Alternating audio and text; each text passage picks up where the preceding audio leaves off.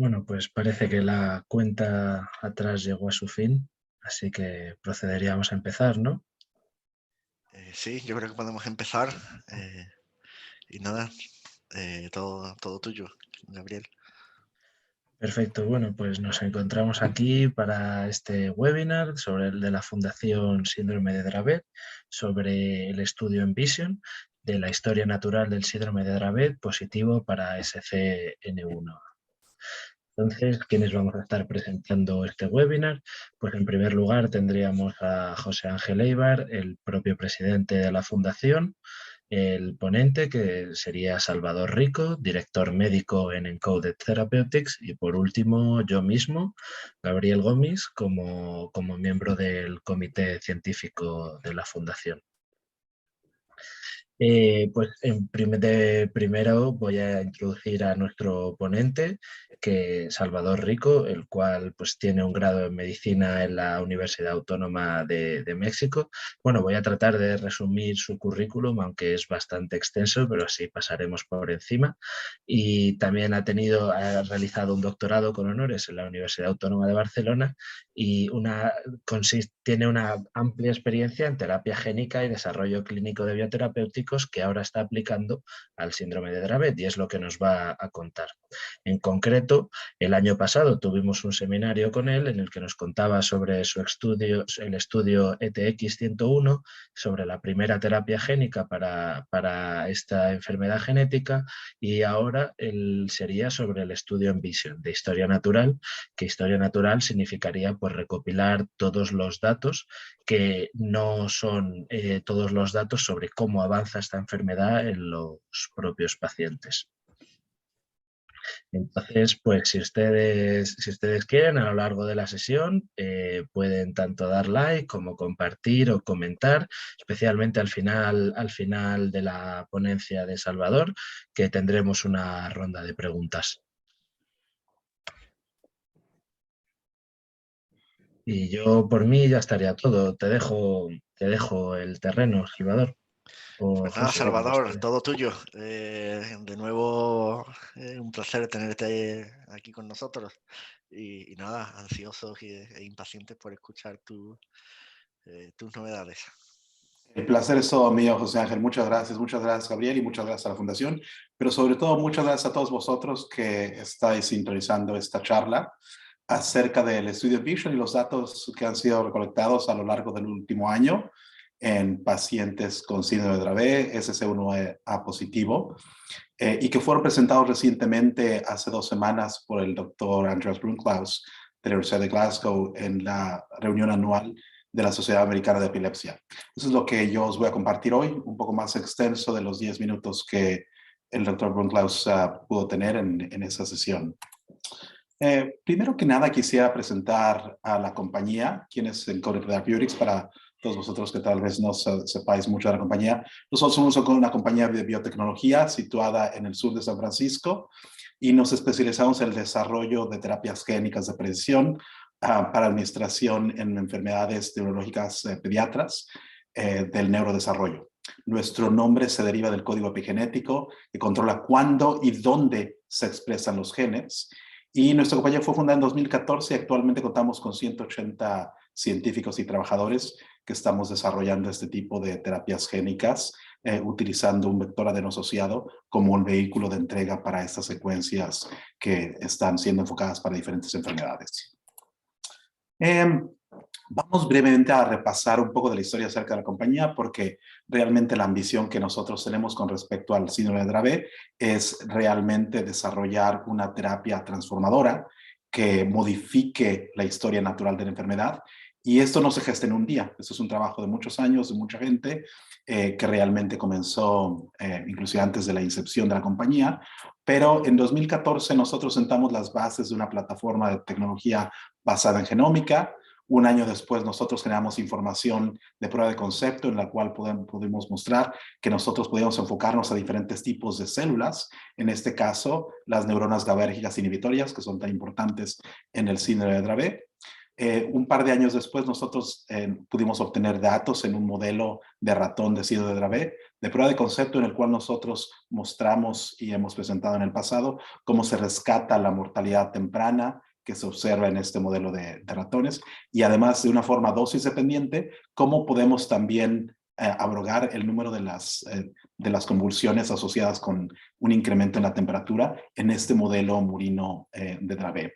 En 2020 conseguimos la designación de medicamento huérfano y de enfermedad pediátrica por parte de la FDA, y es a finales de 2020 cuando el estudio de la historia natural de enfermedad Envision comenzó. También en 2020 pusimos las bases para nuestra iniciativa Dravet Engage, la cual consta de diferentes partes y está enfocada completamente en pacientes y en cuidadores para que nosotros podamos realmente entender por parte de las familias y de los pacientes que viven día a día con síndrome de Dravet, lo que es más importante que nosotros pongamos atención mientras estamos desarrollando este tipo de terapia génica. Y hace 2 semanas, como ya os contaba, presentamos los datos parciales que se han colectado durante este año en este estudio de la historia natural de la enfermedad. Entonces, con este trabajo de desarrollar el síndrome de Dravet, nosotros estamos ampliando nuestras capacidades para realmente garantizar que podamos tratar enfermedades genéticas que no han sido previamente tratadas con éxito con otros abordajes terapéuticos. Y en alguna charla previa ya os contaba yo de las diferentes etapas que uno sigue para desarrollar este tipo de terapia. En primer lugar, es muy importante pasar un cierto número de años evaluando la seguridad y la eficacia y también la biodistribución de este tipo de fármacos en diferentes modelos animales, además de su seguridad en modelos de primates no humanos, para poder determinar cuál es el rango de seguridad y eficacia de este tipo de fármacos. Entonces realizan varios estudios que comienzan in vitro, in vivo, y que van madurando a lo largo del tiempo. En paralelo con algunos de estos estudios, nosotros, en el caso de enfermedades raras, y es el caso en el síndrome de Dravet, es muy importante que entendamos con mucha precisión y mucho detalle cuál es la historia natural de la enfermedad, es decir, cómo se desarrollan los síntomas y los signos de la enfermedad a lo largo del tiempo, para que entonces nosotros, cuando lleguemos a una etapa del estudio de primera administración en humanos, podamos realmente determinar si realmente estamos cambiando la trayectoria de la frecuencia, la severidad, la magnitud de muchos de esos síntomas o de esos signos observados en la enfermedad de Dravet. Y en particular, en la enfermedad de Dravet no se cuenta con muchos datos, en especial en los pacientes más pequeñitos. Estos estudios de la historia natural de la enfermedad son sumamente importantes y en este caso son la base sobre la cual nosotros seguiremos aumentando y construyendo el cúmulo de evidencias que esperamos que en algún momento demuestre que el ETX-101 realmente es una terapia de precisión génica que realmente está modificando la historia natural de la enfermedad. Una vez que nosotros después pasamos a los estudios intervencionales de primera administración en humanos, fase 1, fase 2, fase 3, que en el caso de enfermedades raras muchas veces son un solo estudio, simplemente que va evolucionando y se va enmendando, nosotros vamos a tener que evaluar cierto número de dosis de este fármaco, todas las cuales se espera que sean eficaces con base en los datos que nosotros hemos generado en los estudios animales. Se generan obviamente resultados de seguridad y obviamente se caracterizará el perfil de eficacia de estos diferentes niveles de dosis que serán evaluados en este estudio. Esto va a ser en un número pequeñito de pacientes y una vez que nosotros podemos probar que realmente el ETX-101 funciona como nosotros nos imaginamos que va a funcionar, es decir, que va a disminuir o tal vez tener el número de convulsiones que los pacientes con síndrome de Dravet sufren cada mes y que además podemos incidir en el neurodesarrollo de una manera positiva, entonces pasaremos a un estudio confirmatorio o una fase confirmatoria del mismo estudio en la cual obviamente más pacientes serán incluidos para que nosotros podamos realmente generar un cúmulo de evidencia que pueda ser enviado a las agencias reguladoras en Europa y en otras partes del mundo. Entonces, hoy me voy a concentrar en este segundo escalón del estudio de la historia natural de la enfermedad, que como ya decía, se denomina Envision. Les decía yo que nosotros realmente iniciamos este estudio, ya que nos dimos cuenta que existían datos limitados de la progresión de la enfermedad a lo largo del tiempo, especialmente en los niños menores de 5 años. Históricamente ha habido muchos estudios, ya sea transversales o algunos pequeñitos longitudinales, pero que ya eran bastante viejos, con un número reducido de pacientes y o que no incluían todos los instrumentos que nos permitieran a nosotros entender en un grupo determinado de pacientes cómo el incremento, bueno, cómo se evolucionaba la frecuencia de las crisis convulsivas, así como el efecto de la enfermedad en la cognición, en el lenguaje, en la función motora, así como la calidad de vida y otros aspectos que estamos hablando en Envision. Tampoco existía o existe consenso entre los expertos en las mejores escalas o instrumentos para medir cada uno de estos aspectos que están afectados en la enfermedad. Y es muy importante este estudio porque nosotros planteamos utilizar este estudio como un grupo externo control que vamos a utilizar para poder comparar cómo los pacientes que están siendo tratados posiblemente vayan a mostrar una trayectoria diferente a los pacientes que no han sido tratados. Eso a nivel de las dos poblaciones entre los estudios, pero además también nosotros esperamos que muchos pacientes de Envision eventualmente hagan una transición a nuestro estudio intervencional, que se llamará Endeavor, y entonces podemos a nivel individual de cada uno de esos pacientes ver cuál es el antes y el después en cada uno de estos dominios afectados por la enfermedad. En este estudio nosotros hemos reclutado, gracias a los investigadores y a la participación de las familias que nos han brindado su apoyo, 50 niños menores de 5 años, entre 6 y 5 años, que tienen una variante o una mutación en el gen del SCN1A, y nosotros no tuvimos un número mínimo de crisis convulsivas mensuales, puesto que queríamos realmente entender la historia natural de la enfermedad. El diseño es un estudio multicéntrico en el cual nosotros estamos trabajando con 17 centros en Estados Unidos, Australia, Reino Unido y obviamente España.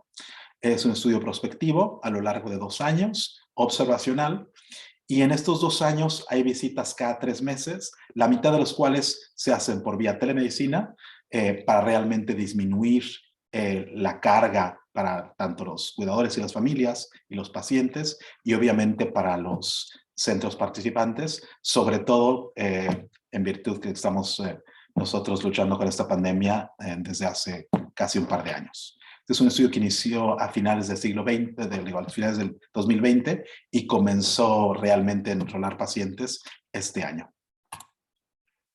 En España nosotros contamos el apoyo de 2 grandes investigadoras, la doctora Boronat y la doctora Smeyers, en los hospitales de San Pau y de la Fe.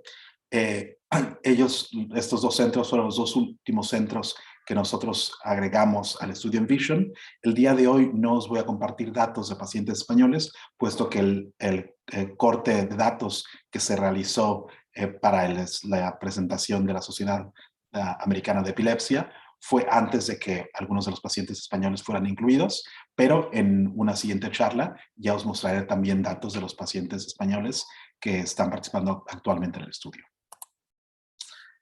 Entonces, en alguna charla previa también ya os conté un poco del abordaje holístico que nosotros intentamos tomar con el estudio Envision y todo lo que estamos tratando de entender.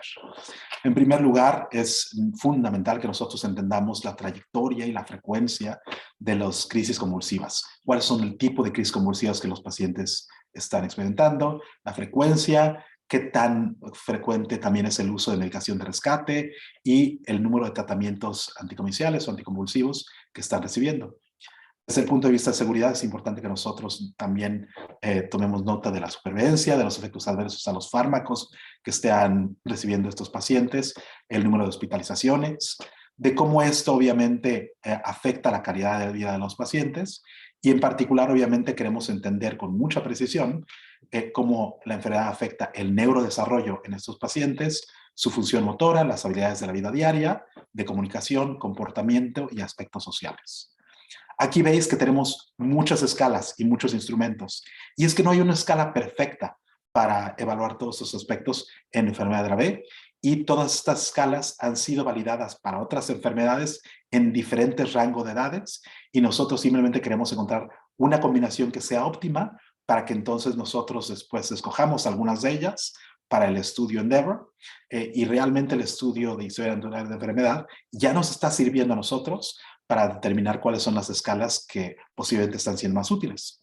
Entonces, el día de hoy, por motivos de tiempo, yo me voy a concentrar en compartirles información que está aquí en azul, en un azul un poco más claro, es decir, información con respecto a las crisis convulsivas, la frecuencia, el tratamiento con los fármacos anticonvulsivos que estamos nosotros observando en el estudio, datos de 2 escalas de neurodesarrollo, el Bayley y el Vineland, una de las escalas de función motora y habilidades de vida diaria, que es el PEDI, y en alguna otra edición, pues hablaremos de las siguientes escalas. Obviamente, estos son datos que van madurando a lo largo del tiempo. Ya os decía yo que el primer paciente fue enrolado en 2021 y los datos, el corte de los datos que se hizo fue a finales de octubre de este año, en el cual teníamos 45 pacientes. Gracias al interés de los investigadores y de todos los pacientes y de las familias, obviamente, hemos exitosamente cumplido el enrolamiento de los 50 pacientes en el estudio y ante lo cual estamos profundamente agradecidos. Obviamente va a haber más cortes de datos a lo largo del tiempo y conforme estos datos vayan madurando, obviamente los vamos a presentar en algunos otros foros científicos médicos y lo que nosotros también queremos es obviamente devolver algo a la comunidad de Dravet al compartirles estos datos y esto puede ser vía este tipo de webinars y eventualmente la publicación de los datos en diferentes puntos mientras conforme los datos obviamente vayan madurando y vayan progresando. Entonces vamos a comenzar. Cada una de estas diapositivas tienen bastante datos y voy a tratar de diseccionar los datos más importantes. Realmente creo que este estudio nos va a ayudar a dilucidar la progresión del síndrome de Dravet durante un periodo crítico de desarrollo infantil. Y ya os decía yo que una de nuestras primeras intenciones es entender qué es lo que pasaba o qué es lo que pasa actualmente con el estándar de tratamiento, con los fármacos anticonvulsivos más nuevos, cómo van avanzando todos los aspectos de la enfermedad. Entonces, de nuevo, en pacientes menores de 5 años, nosotros hemos dividido, para motivos de esta tabla, toda la población en 3 subgrupos. Y aquí es muy importante mencionar que alrededor del 40% de los participantes en este estudio son pequeñitos menores de 2 años. Esto es sumamente importante porque realmente en el grupo de menores de 2 años es en donde más hace falta los datos que nos permiten entender cómo evoluciona la enfermedad en esos 2 primeros años. Importante, más del 70% de los participantes tienen variantes truncantes del gen SC1A.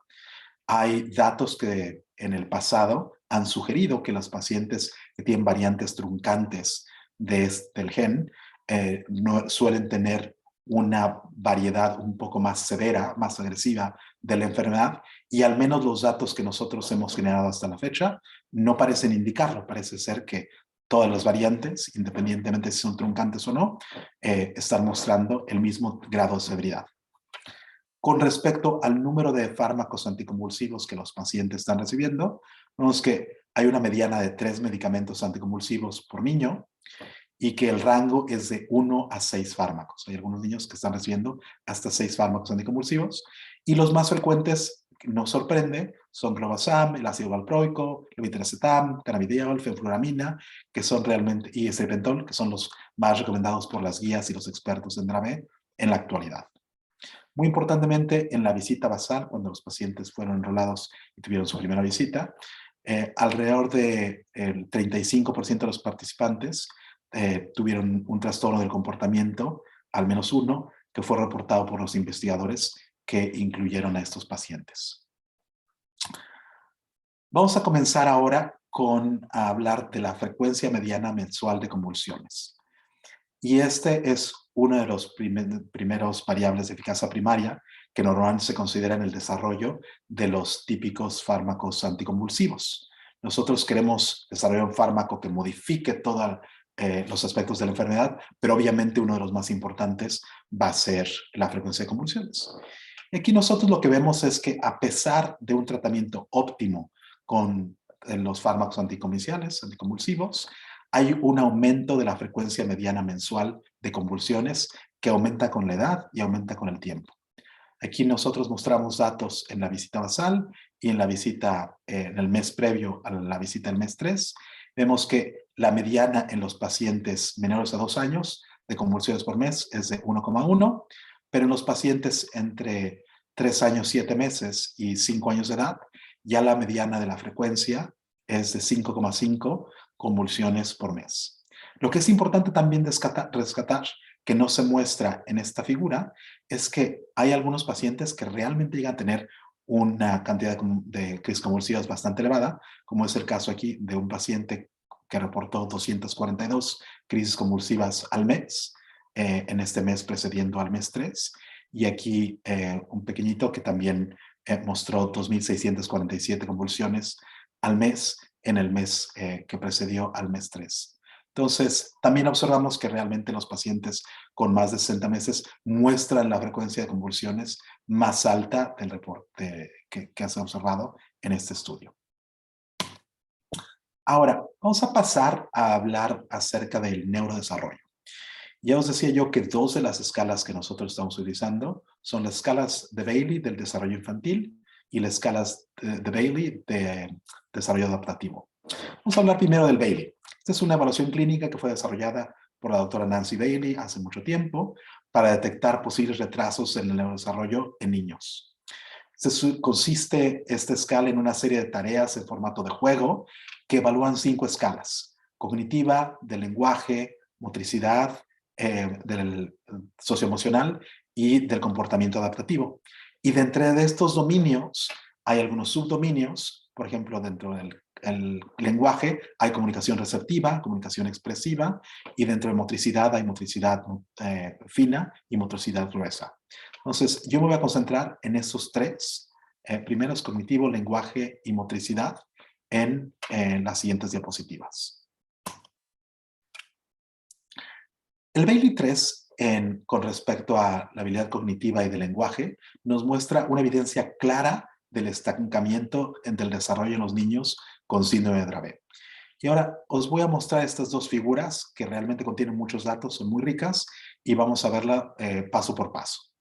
Las 2 figuras en el eje de las X muestran la edad cronológica de los niños participando en el estudio.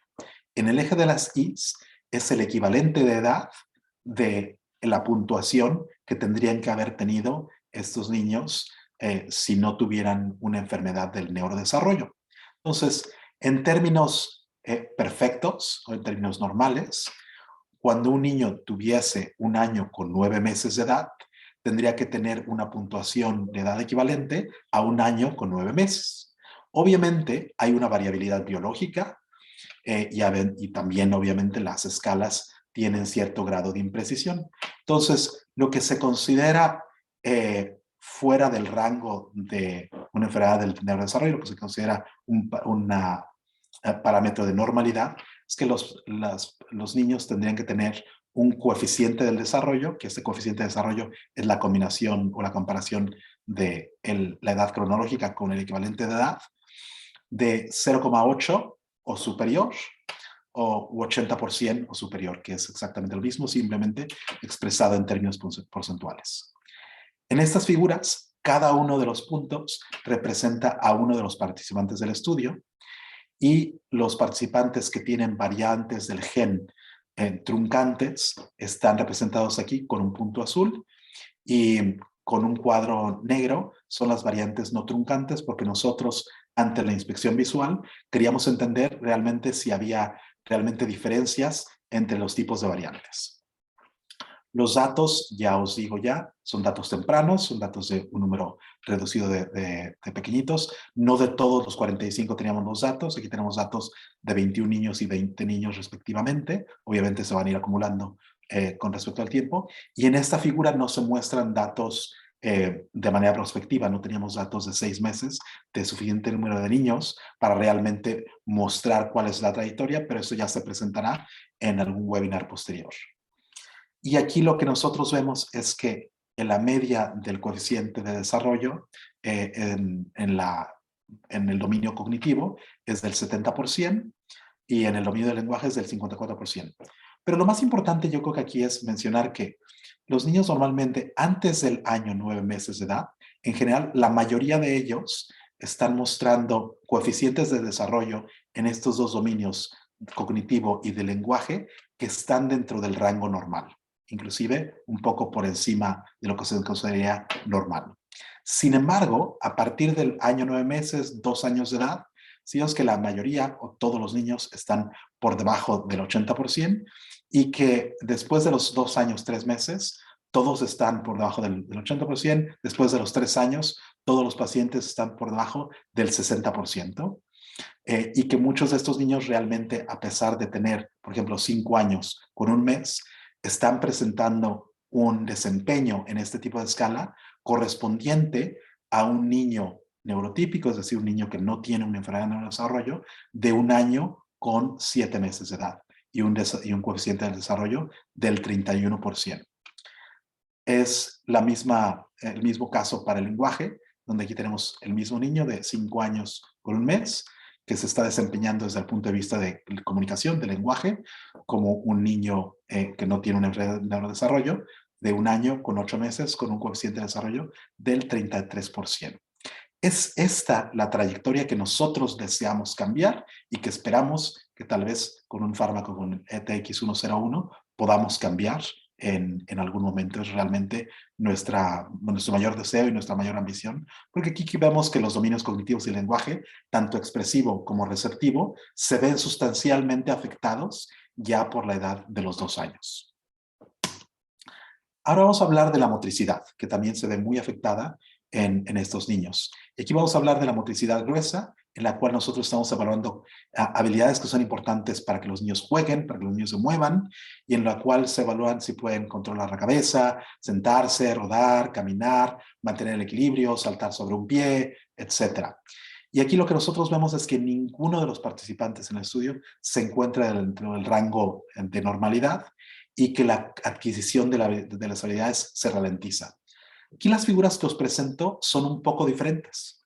Aquí, para la motricidad gruesa, tenemos una gráfica en la cual se muestran los datos crudos y después se transforman los datos crudos para tener una puntuación escalada.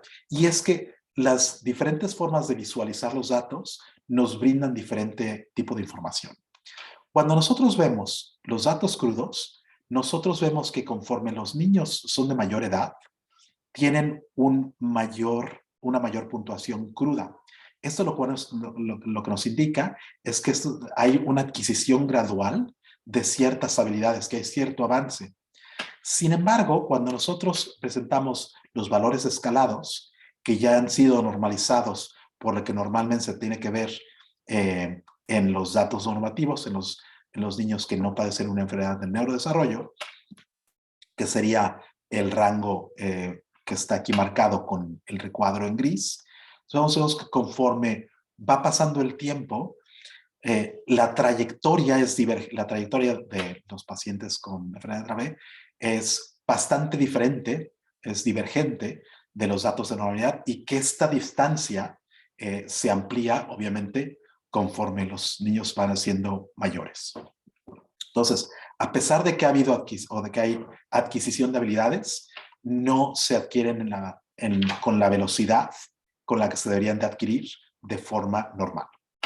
Con respecto a la motricidad fina, en la cual nosotros estamos evaluando el control ocular motor, los movimientos de las manos y de los dedos, el agarre, las destrezas previas de escritura y el uso de algunas herramientas como tijeras y bloques, lo que nosotros vemos es que hay pocos niños que caen en el rango normativo y que, sin embargo, a diferencia de los datos crudos en la motricidad gruesa, aquí hay un estancamiento de la adquisición de habilidades de motricidad fina. Es decir, no vemos este incremento en la puntuación, sino vemos que los datos se estancan.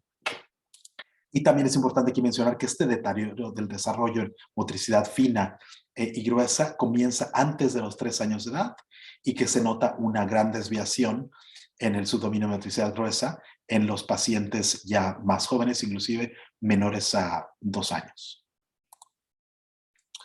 Ahora os voy a hablar de otra de las escalas que nosotros utilizamos para complementar la información que os acabo de presentar.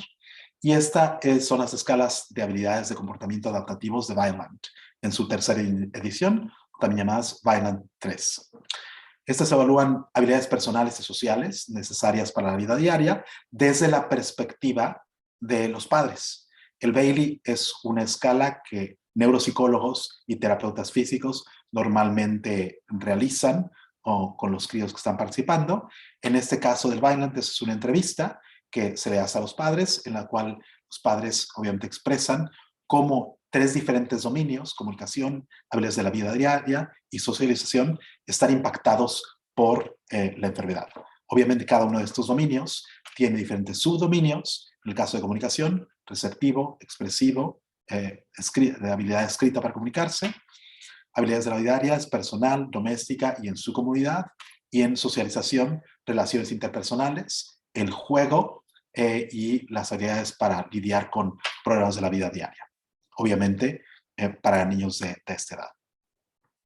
Y aquí la verdad es que los datos son coincidentes con lo que nosotros veíamos en las escalas de Bayley, y es que el funcionamiento adaptativo en niños con síndrome de Dravet muestra un retraso muy significativo que es ya aparente en inclusive en los niños menores de 2 años, y a partir de los 2 años o 2 años 3 meses, realmente es menor al 60% en todos los niños. Y aquí también elegimos simplemente a manera de ejemplo enfocarnos en el niño mayor que ha sido incluido en el estudio con 5 años 2 meses, que tiene un equivalente de edad de 2 años con 2 meses. Es decir, que a pesar de que tiene 5 años, su funcionamiento adaptativo corresponde al de un niño que no tiene una enfermedad de neurodesarrollo de 2 años con 2 meses de edad.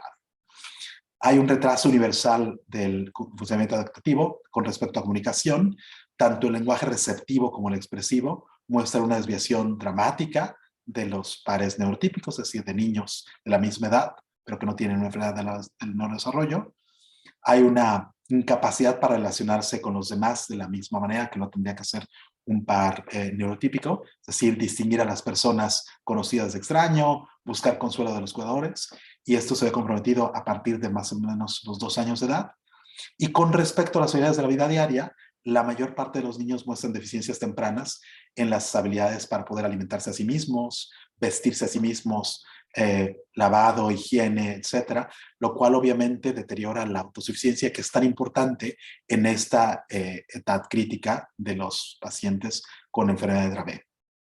Entonces ya vemos que en su conjunto el Bayley y el Vineland, desde la perspectiva de un experto neuropsicólogo o de los padres, muestran realmente que la comunicación, el lenguaje, la socialización se ven significativamente afectados desde muy tempranas edades, y que la capacidad de relacionarse con los demás y con su medio y además jugar como críos que son, se ve obviamente más comprometida a lo largo del tiempo. Esto obviamente acarrea un deterioro en la calidad de vida que nosotros hemos evidenciado con un cuestionario sobre la calidad de vida pediátrica, en la cual nosotros aquí mostramos en la línea punteada el valor mínimo que normalmente se considera normal en niños que no padecen ninguna enfermedad, que sería una puntuación del 80%, y aquí vemos que conforme los niños son mayores, hay una tendencia a tener una puntuación menor en esta escala de la calidad de vida pediátrica, que está evaluando autocuidado, movilidad y la función social. Y obviamente conforme nosotros vayamos recolectando más datos, podremos determinar cuáles son esos factores que en mayor medida afectan la calidad de vida de los pacientes con enfermedad de Dravet. Ya casi para finalizar, también quisiera mostraros un inventario para evaluación pediátrica de la discapacidad. Esta escala también es complementaria al Bayley, al Vineland y obviamente a la calidad de vida. Y esta se enfoca mucho más en en el desempeño de algunas de las tareas que normalmente los niños tendrían que poder realizar a diferentes edades, desde el punto de vista social y de cuánta ayuda necesitan de un cuidador, de los padres o de un cuidador. Aquí mostramos en un sombreado gris cuál sería el rango de normalidad por edad y la puntuación escalada. Los puntos nuevamente denotan cada uno de los pacientes, y vemos que a edades tempranas, pues muchos de los niños están todavía dentro del rango normal, pero conforme va pasando la edad, hay más niños que salen de este rango de normalidad, y esto demuestra la capacidad de muchos de estos niños que viven con el síndrome de Dravet para independizarse de sus padres y de sus cuidadores a lo largo del tiempo, y como mucho de este deterioro ocurre también antes de los 2 años de edad.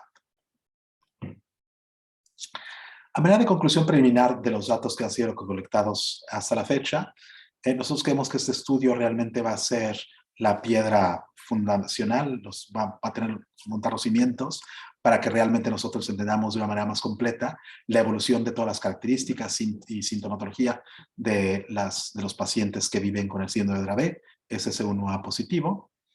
Estamos viendo que desgraciadamente, a pesar de el óptimo tratamiento que observamos en los centros que están participando en el estudio, que todos tienen expertise en Dravet, la frecuencia de las convulsiones aumenta con la edad. También vemos que los niños que participan en este estudio muestran déficits globales tempranos y muy considerables, tanto en cognición, lenguaje y comportamiento y funcionamiento adaptativo, así como en la función motora y en su calidad de vida. Y aquí muy importante, independientemente del tipo de mutación, para cualquiera de los dominios que nosotros hemos evaluado, los participantes muestran capacidades neurocognitivas y neurodesarrollo importantemente disminuidas. Y que en general los niños de 4 o 5 años están mostrando habilidades que son comparables a de los niños neurotípicos de 2 años de edad.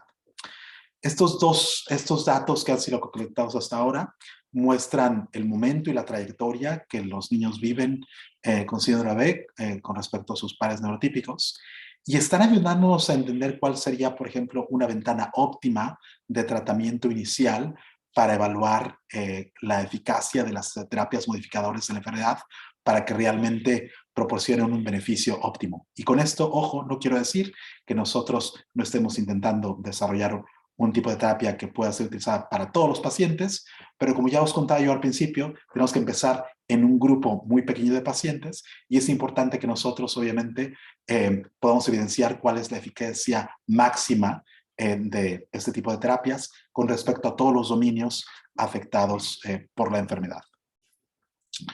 Yo creo que para todos vosotros que nos estáis sintonizando y que vivís con la enfermedad del síndrome de Dravet, SC1 positivo, ninguno de los datos que tal vez yo os acabo de presentar os parecerá sorprendente. Y sin embargo, creo que serán increíblemente útiles para nosotros poder tener conversaciones y discusiones con las agencias reguladoras que nos permitan obviamente desarrollar este tipo de tratamientos de terapia génica con mayor celeridad.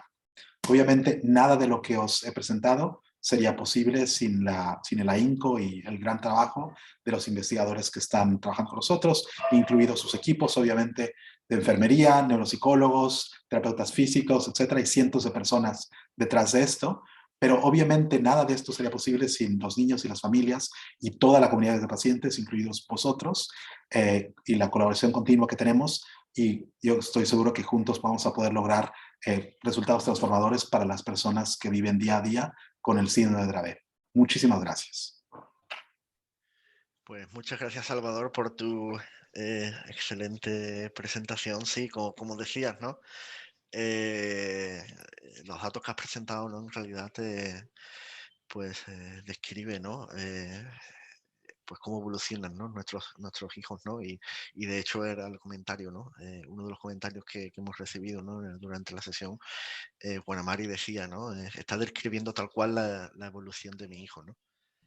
Con lo cual, bueno, es importante, ¿no? Como bien has dicho, ¿no? Durante la sesión, pues bueno, conocer y documentar de la manera más detallada posible, ¿no? Cómo evoluciona el síndrome de Dravet, pues desde el comienzo, prácticamente desde el primer año de vida, pues hasta cómo evoluciona, ¿no? En los siguientes. Con lo cual, bueno, yo creo que es un trabajo que va a aportar bastante valor a la comunidad de pacientes, ¿no? Y de investigación en torno al síndrome de Dravet. Nos están llegando muchas preguntas, entonces, bueno, te voy a ir lanzando algunas, espero más o menos intentar agruparlas, y voy a empezar con una en cuanto al estudio posterior.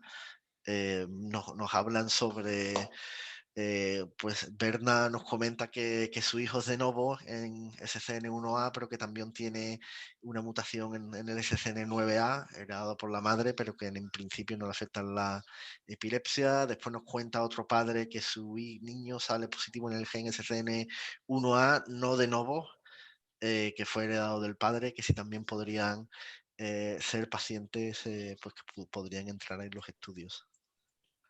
No, José, cada uno de estos casos específicos sería recomendable que se discutieran con consejo genético, con genética clínica, puesto que hay muchos detalles de las combinaciones de variantes para los cuales nosotros tenemos un comité, los cuales nosotros realmente tratamos de evaluar la idoneidad de los participantes para el estudio natural de la enfermedad y que también será necesario para el estudio intervencional. Entonces, prefería abstenerme de emitir un juicio, puesto que, número uno, no soy genetista y nosotros tenemos un número de consejeros que están trabajando con nosotros al respecto. Y por otro lado, pues no tenemos el reporte aquí presente para discutir cada uno de esos casos. En principio, creo que hay algunos casos en los cuales sí hay variantes no patogénicas de otros genes. Tratamiento con terapia génica, como el que nosotros estamos desarrollando, podría ser indicado. Si las otras variables se consideran patogénicas, pues habría que determinarlo caso por caso. Muy bien, muchas gracias, Salvador. Félix nos pregunta, ¿cuánto tiempo sería el estudio de historia natural y cuánto ya sería el tratamiento?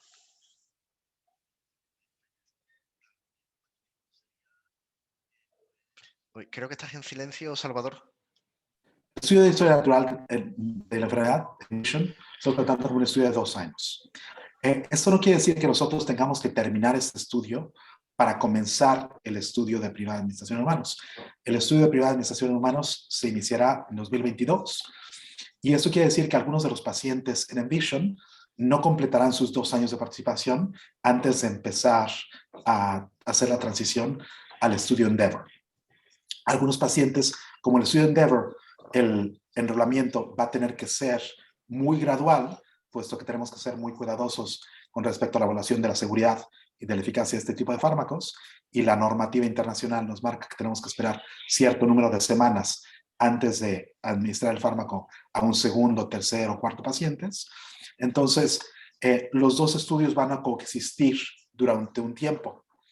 La normativa de los estudios de terapia génica en la actualidad de forma internacional normalmente marca que la duración mínima de seguimiento que tiene que tener cualquier participante en un estudio de terapia génica es de 5 años. Y aquí nosotros no nos esperamos 5 años para ver cuál es el efecto. Obviamente habrá cortes de datos de forma semestral o anual a lo largo del tiempo, y esos datos se van presentando a las autoridades regulatorias de una manera iterativa. Entonces, con eso estoy diciendo que los dos estudios coexistirán. La duración, en algún momento en Vision, cuando el paciente número 50 termine sus 2 años de participación, en ese momento se acabará el estudio en Vision, pero obviamente el estudio Endeavor es un estudio mucho más largo y es muy probable que más allá de los 5 años de participación del estudio de privada administración en humanos, las agencias reguladoras nos soliciten que inclusive el seguimiento sea mayor en el contexto de un estudio de seguimiento a largo plazo. Entonces, esto es totalmente normal para todas las terapias génicas en la actualidad. Muy bien, y centrándonos un poquito en el tratamiento intervencional, no sé si nos puedes recordar cuáles son las fechas que actualmente estima en CODET. Nosotros estamos trabajando con mucha celeridad y estamos convencidos que vamos a poder comenzar en 2022.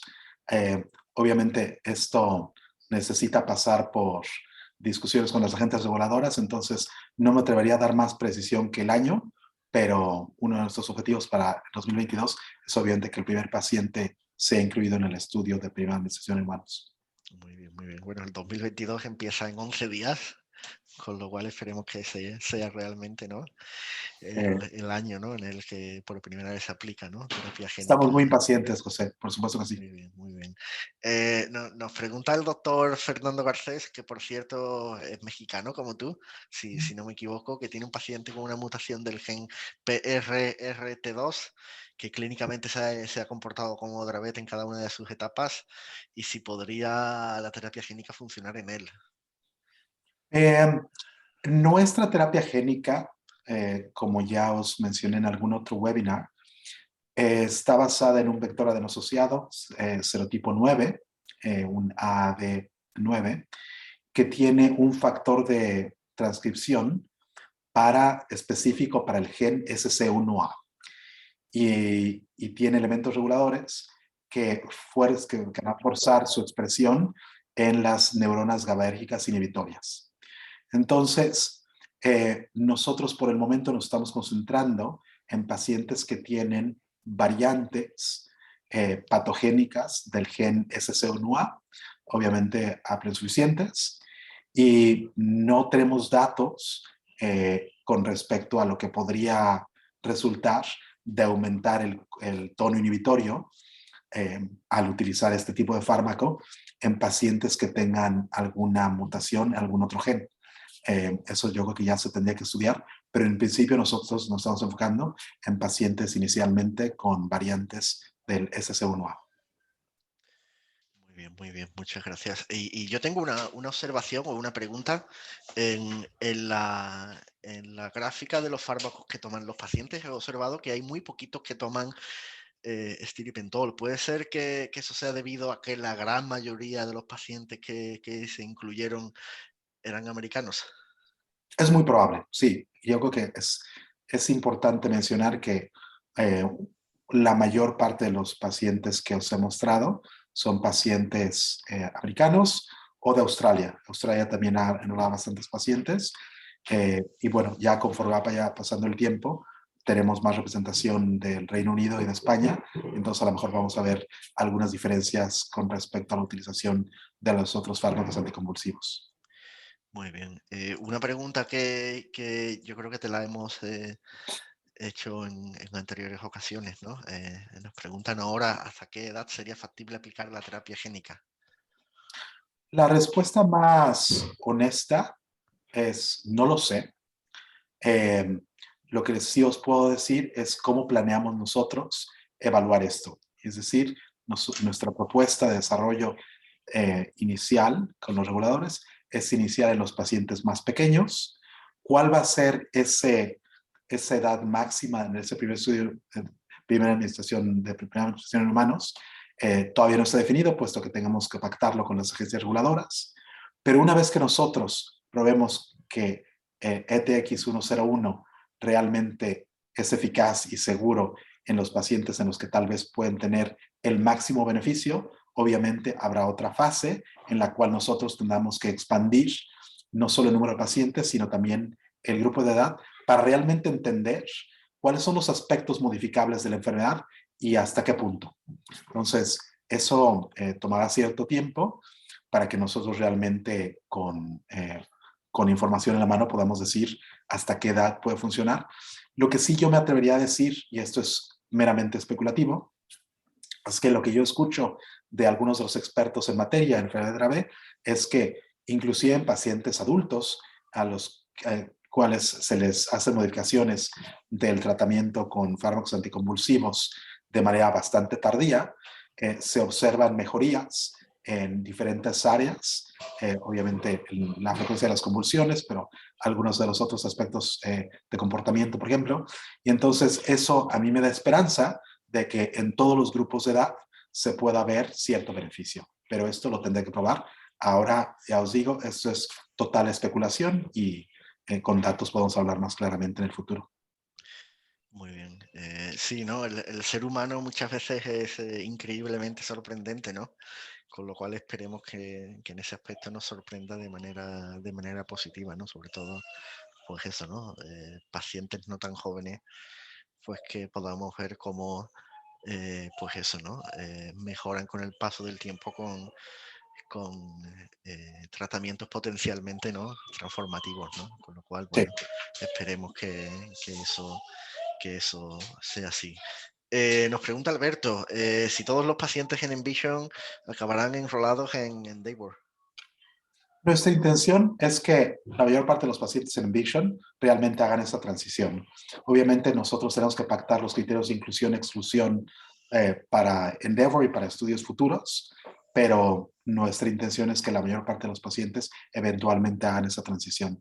Obviamente, para el momento que haya esa transición, habrá otros factores a considerar, pero eso es lo que nosotros desearíamos. Muy bien, muy bien. No sé, mientras tanto, Gabriel, si a ti te surge alguna duda, algún comentario. Estoy intentando leer a ver si se nos queda alguna pregunta detrás. Creo que no. Pero bueno, no sé, mientras tanto, Gabriel, ¿alguna duda, algún comentario? Bueno, a mí algo, según ibas hablando de cómo se ha ido recopilando más datos de toda esta historia natural, pues me ha surgido la duda de si habéis dado con algún endpoint, ¿no? Como estos 2 años, 3 años que estabas mencionando, que luego pueda ser crítico para el futuro estudio. Es una gran pregunta, Gabriel. Mira, yo creo que conforme a los datos que os he mostrado, a nosotros se nos ocurre que, por ejemplo, el dominio de comunicación, lenguaje, Ujú. especialmente lenguaje expresivo, podría ser una variable de eficacia secundaria bastante importante en la evaluación a mediano plazo de la eficacia de una terapia génica como el ETX-101. Para esto nosotros tenemos que esperar cierto número de meses o tal vez un año y realmente ver en cierto número de pacientes si su habilidad de comunicarse o de expresarse mejora con respecto a lo que nosotros estamos viendo en la historia natural de la enfermedad. Creo que en este periodo crítico de formación y de desarrollo neurológico podríamos tener una gran oportunidad de nosotros ver cómo mejor pacientes que inicialmente no pueden hablar puedan realmente adquirir tal vez algunas palabras. Eso sería realmente lo ideal, lo que nosotros desearíamos ver para decir si esto funciona, que en la mayor parte de los pacientes que en esta etapa normalmente estamos viendo en la historia natural de enfermedad, eso se ralentiza, que nosotros viéramos algo claro en cierto número de pacientes. Eso, por ejemplo, es uno de los dominios que más nos ha saltado como bastante importantes dentro de todo lo que nosotros les hemos mencionado. Obviamente va a haber una jerarquía que nosotros tengamos que pactar con las agencias reguladoras, pero ese es uno de ellos. Ujú. Tal vez un poco más tarde, en pacientes un poco mayores, los hitos del desarrollo en motricidad gruesa creo que también son importantes, puesto que están asociados a la habilidad funcional que tienen los pacientes, ¿no? Es decir, que los niños puedan tener cierta independencia al poder realizar ciertos movimientos. Eso es, desde el punto de vista clínico, muy significativo, muy relevante y sería tal vez otro dominio bastante seguir. Pero comunicación, yo creo que de todos sería uno de los más claros. Perfecto, muchas gracias. Muy bien, muchas gracias, Salvador. Tanto Félix nos pregunta por una parte, ¿no? Si está previsto que este estudio se abra a otros países, y Alexandra desde Brasil nos dice si igualmente, ¿no? Si llegará ese estudio a Brasil. Por el momento no. Hemos completado el enrolamiento de los 50 pacientes en Vision. Una de de los retos que nosotros tenemos es enfrentarnos a la variabilidad que es inherente al recolectar datos en muchos centros y además en diferentes idiomas. Una de las grandes oportunidades que tenemos y por la cual también tenemos representación en España es que ahora en Estados Unidos hay una gran parte de la población que es hispanoparlante y entonces todas las escalas y todos los instrumentos, inclusive los formatos de consentimiento informado, habían ya tenido que ser traducidos al castellano, y entonces castellano americano, como le dicen aquí, que todavía no entiendo qué sea, pero eso nos dio oportunidad al tener dos idiomas, inglés y obviamente castellano, para evaluar. Entonces, por el momento nos vamos a centrar en estos 50 pacientes y no tenemos previsto ampliar el estudio a más pacientes o a más países. Obviamente, si esta situación cambia por conversaciones con las agencias reguladoras o algunas otras conversaciones internas, vosotros seréis los primeros en saberlo. Muy bien, muchas gracias. Más preguntas. Nos están llegando alguna pregunta. Alberto nos dice si se puede acelerar el Vision de alguna manera. Yo la verdad es que quisiera nuevamente agradecer a toda la comunidad por el increíble interés que habéis mostrado en el estudio. Francamente, el realizar un estudio en el cual no se está ofreciendo un fármaco de estudio, un fármaco experimental, en medio de la peor pandemia que hemos padecido como humanidad en la historia, pues fue un reto que nos pensamos algunos días. Finalmente decidimos lanzar el estudio porque son datos que estamos convencidos se necesitan para realmente mostrar cómo se puede modificar la historia de la enfermedad.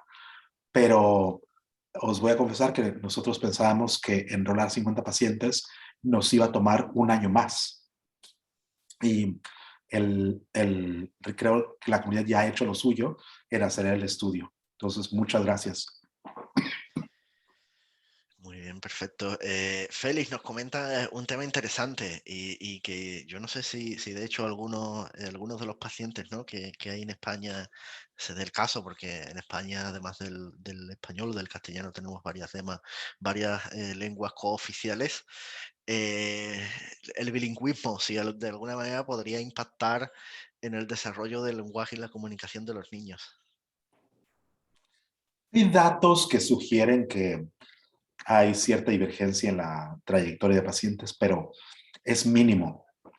Entonces creo que la mayor parte de los estudios en comunidades bilingües, en particular, por ejemplo, en Bélgica, entre el francés y el flamenco y en otros lugares, nos ha mostrado que los datos a mediano o largo plazo muestren una divergencia importante.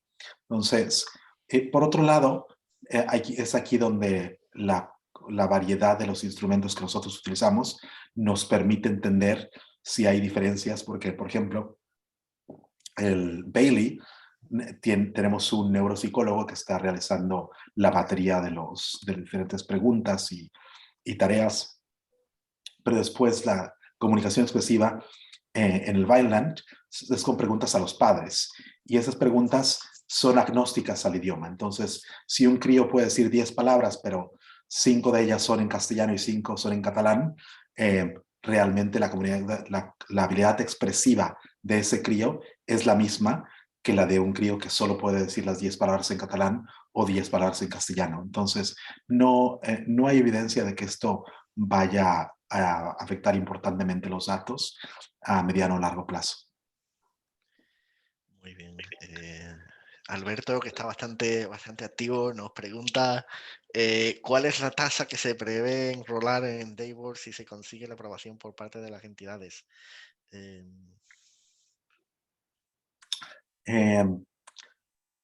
No tengo clara la pregunta, José Ángel. La tasa no sé si es el número de pacientes. el porcentaje de pacientes, entiendo.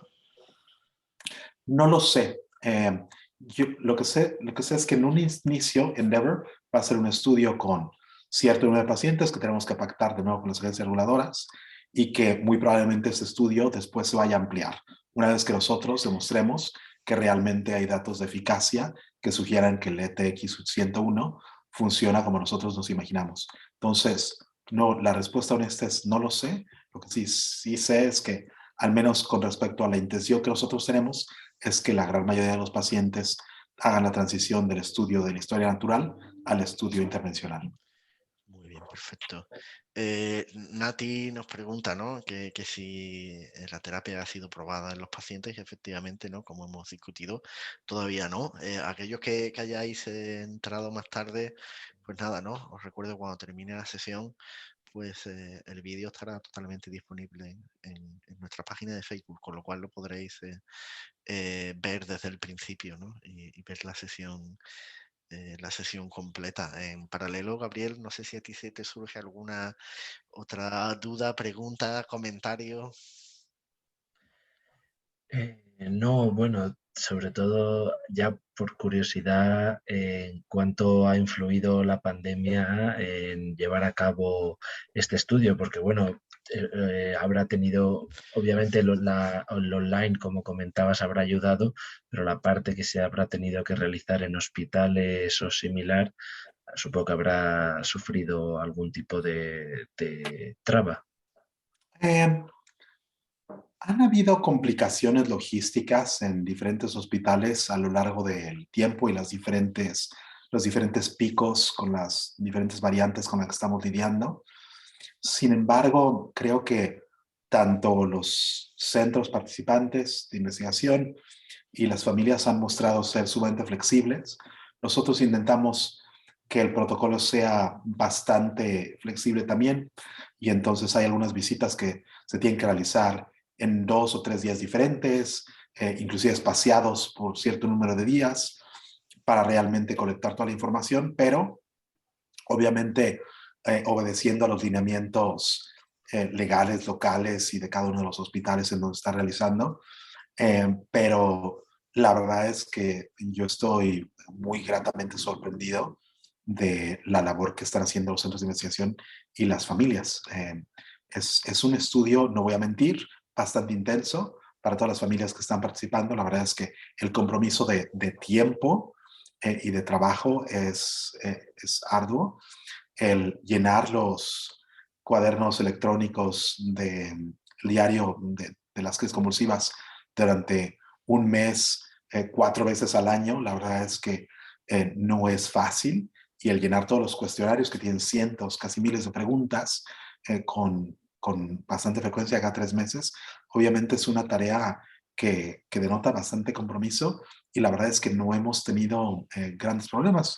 Y es gracias a esa labor a la que nosotros podemos mostrar los datos hoy, y es gracias a esa labor que nosotros, cuando ahora empezamos a tener conversaciones con respecto a los siguientes pasos con las agencias reguladoras, nosotros creemos vamos a estar en la mejor posición para abogar por todos los pacientes y las familias que viven con la enfermedad, y que además creo que ayudarán a entender la prevención de la enfermedad de una manera mucho más detallada. Entonces, sí ha influido, no lo voy a mentir, no ha influido para nada, tanto como yo o algunos de mis compañeros nos imaginamos. Y realmente esto ha sido simplemente el compromiso colectivo de toda la comunidad. Perfecto, me alegro de oírlo. Muchas Muy bien. gracias. Félix nos pregunta, que entiende completamente, ¿no?, que os centréis en los primeros 50 niños, pero también nos pregunta que si en el futuro la terapia potencialmente se va a aplicar a niños mayores, que si no convendría adelantar también la historia natural de niños con un poquito de más edad. Eh, es un muy buen punto, y aquí simplemente nosotros queremos contribuir en aquella área que nosotros consideramos que está un poco menos atendida. Pero hay otros 2 estudios de la historia natural de enfermedad que están llevándose a cabo de manera concurrente, uno por otro promotor que está concentrándose en pacientes entre 2 y 18 años de edad, y los datos que también ese grupo está presentando son coincidentes y complementarios a lo que nosotros estamos generando. Y nosotros sabemos que en el Reino Unido hay un estudio mucho más ambicioso, en el cual se plantea la inclusión de hasta 300 pacientes, enfocado de nuevo a los pacientes. No hay límite de edad, ni inferior ni superior, pero realmente la gran concentración de los pacientes va a ser en pacientes mayor de 2 años. Entonces, desde el punto de vista de datos que nosotros en el futuro podemos referenciar para comparar los diferentes desenlaces en pacientes mayores que eventualmente sean tratados, creemos que los datos están siendo ya generados. Entonces, es por esa razón por la cual nosotros decidimos concentrarlos en el rango de pacientes más pequeñitos. Pero obviamente hay otros grupos que ya están generando datos en pacientes un poco mayores. Una pregunta, no voy a adelantar la respuesta, pero sí, lo que sí voy a comentar que fue algo, ¿no? que publicamos en nuestra página web y que te voy a dejar a ti responder, Salvador. Las vacunas contra el COVID y la terapia génica. Esta es una situación que obviamente nosotros explicaremos en el consentimiento informado cuando el estudio intervencional comience. En primer lugar, en virtud de la pandemia, la primera prioridad es que todos los críos estén seguros. Entonces, en el momento que las vacunas estén aprobadas para ser administradas en los pacientes de la edad que nosotros terminemos incluyendo, inclusive en los más pequeños, nosotros simplemente estaremos un protocolo que estará obviamente informado por expertos en inmunología y en vacunas.